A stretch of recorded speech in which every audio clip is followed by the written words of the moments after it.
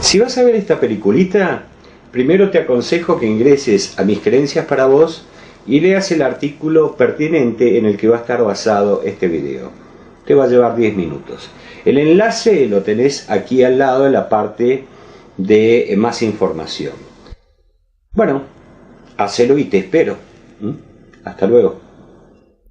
Te aseguro, Ricardo, que no entendí nada de la lectura de esa conferencia del doctor Guillermo Blanc.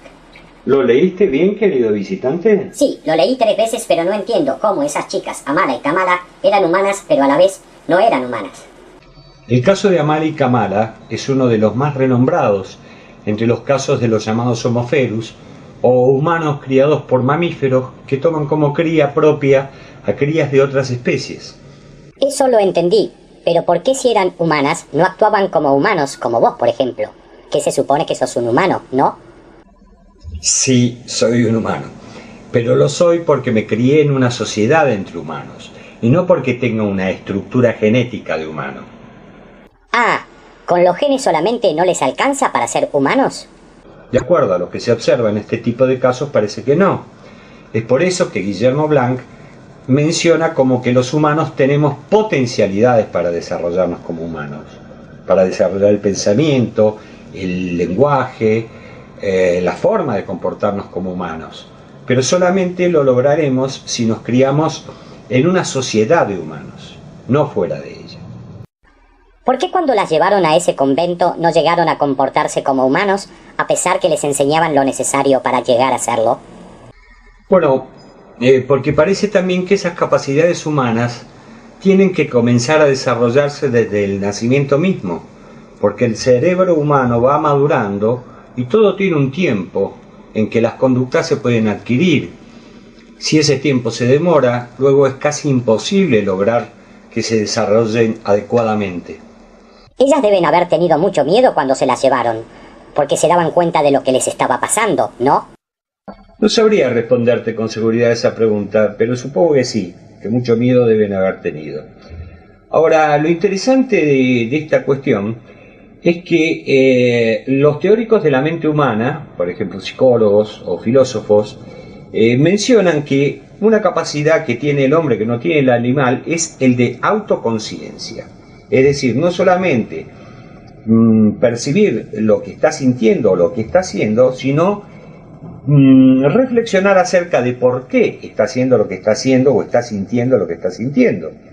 Carlos Marx, en uno de sus libros, que no recuerdo cuál es, menciona en un párrafo que, digamos, una abeja podría confeccionar la celdilla donde va a depositar los huevos con tal perfección que cualquier arquitecto podría llegar a envidiar. La diferencia está en que si el arquitecto tiene que dibujar un panal en un papel, va a ser consciente de lo que está haciendo, pero además va a reflexionar acerca de por qué lo está haciendo, mientras que la abeja no va a tener esa posibilidad. Digamos, la abeja lo va a estar haciendo por instinto. Y en el caso de Amala y Kamala, seguramente deben haber sentido mucho miedo cuando les pasó lo que les pasó, pero ellas mismas no se podrían preguntar a sí mismas por qué le estaba pasando lo que les estaba pasando. ¿Me explico? Más o menos. ¿Y por qué no las dejaron viviendo entre los lobos? Y se terminaba el problema. Si total ustedes mismos dicen que las sociedades en que viven son una porquería.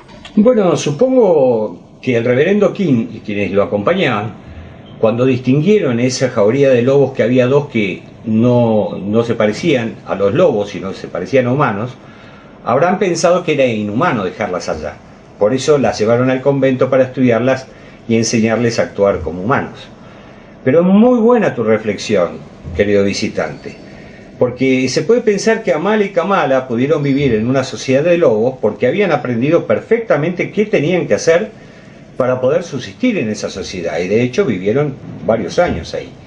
Es decir, habían aprendido a cazar y a sustentarse el alimento para no morir de hambre, pero seguramente no matar más de lo que necesitaban para ello.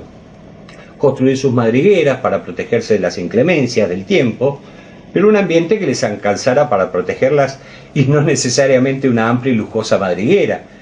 Y hasta se podría pensar que sabían jugar, entretenerse entre ellas con otros objetos que las rodeaban. Nosotros los humanos, aprendemos de las sociedades en que nos criamos también, como humanos. No necesitamos cazar porque existen otros humanos que se encargan de producir alimento. Pero aunque producen alimento para millones y millones de seres humanos, hay algunos que pueden alcanzar a adquirir ese alimento y otros se mueren de hambre. También podemos contratar gente que nos construya nuestras madrigueras. Pero unos pocos humanos, por ejemplo, construyen madrigueras donde pueden entrar ellos y un montón de otros seres humanos más. Pero la gran mayoría apenas les alcanza para construir una madriguera donde, si son una familia, viven el padre, la madre y un montón de hijos. Y otros tantos directamente tienen como madrigueras cajas de cartón. En nuestra sociedad, por ejemplo, también se juega. Y hay juegos muy interesantes que entretienen mucho a chicos y también a adultos. ¿Y en qué consisten esos juegos? Por ejemplo, en matarse de unos humanos a otros humanos. ¿Qué sé yo? ¿Será por eso que vivimos en una sociedad de porquería? Digo yo, no sé. ¿Y por qué no las modifican entonces?